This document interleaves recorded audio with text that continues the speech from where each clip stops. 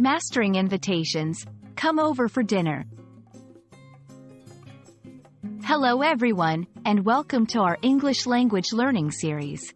Today, we're diving into a very common and friendly phrase that you might hear in everyday conversations. Come over for dinner.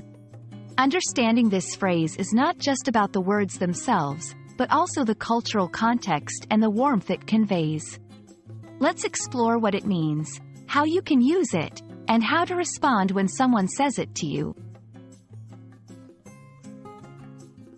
Come over for dinner might seem straightforward, but there's more to it than meets the eye. Come over is an informal way of inviting someone to your home. It suggests a casual and welcoming atmosphere. For dinner specifies the occasion or purpose of the visit, which in this case is to share a meal together in the evening. In many cultures, being invited to someone's home for dinner is a sign of friendship and hospitality. It's a way for people to connect, share stories, and enjoy good food together. When someone says, "Come over for dinner," it's not just about eating. It's an offer to spend quality time and strengthen social bonds. If you want to invite someone to your home for a meal, using this phrase is a friendly and informal way to do so. You can personalize the invitation by adding details, such as, "Would you like to come over for dinner on Saturday? I'm planning to make lasagna." This gives the invitee a glimpse of what to expect and shows that you're putting thought into the invitation. When you're on the receiving end of this invitation, there are several ways you can respond, depending on your situation.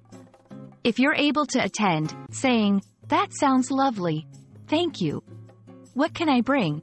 shows your appreciation and willingness to contribute. If you can't make it, a polite decline is, "I appreciate the invite, but unfortunately, I have prior commitments. Can we plan for another day?" This keeps the door open for future interactions.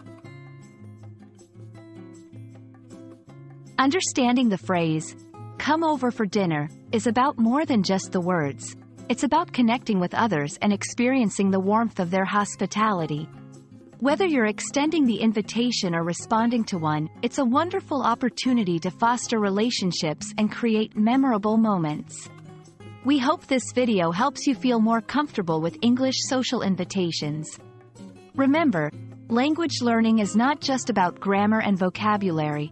It's also about cultural nuances and making connections. Happy learning, and we look forward to seeing you in our next video.